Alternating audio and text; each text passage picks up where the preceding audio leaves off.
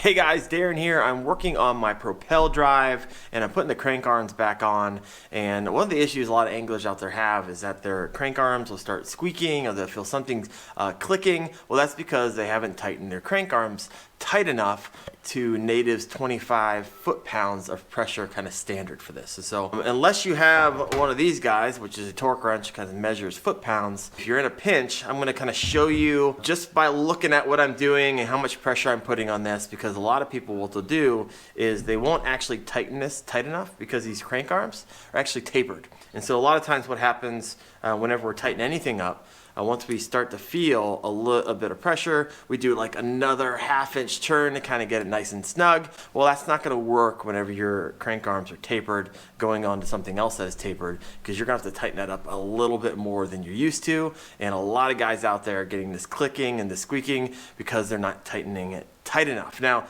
I just tried a test a minute ago and I thought maybe I'd do this whole, I'm going to put it in there and kind of do how many rotations it takes. And so if you didn't have a torque wrench, you kind of be able to follow that. But I did one side and it was 8.5.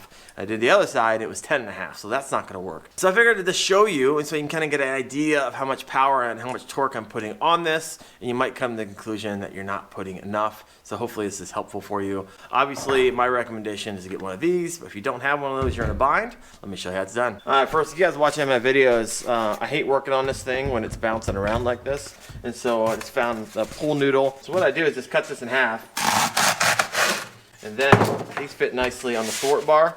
And it keeps it nice and stable so I can work on it without it bouncing around. So get some of those. What I like to do is put a little bit of Loctite on there. I already got to put it on. It kind of comes standard with Loctite blue. Do not use Loctite red because you will never get that off because it's got to come off with like 500 degrees of heat. So this will come off with normal hand tools. It just helps it keep it on there. So I'm going to stick that in there, and I got a small one I'm going to start with, and I'm going to finish it off because this one's a lot longer, give me a lot more leverage on this, and I can't keep spinning this one around because it keeps hitting my pedal. So start on with this one. All right, so easy, 1, 2, 3, 4, 5, 6, 7, 8, 9, 10. Start feeling a little bit of pressure there. So now it's kind of tight, right? So what I'm gonna do now is take the big guy. All right, let's see what that looks like on the old torque wrench. How many foot-pounds are we getting? I'm at, all right, 25 exactly. You guys see that? It started tightening up again. 25 right there, and a little bit further, it started going.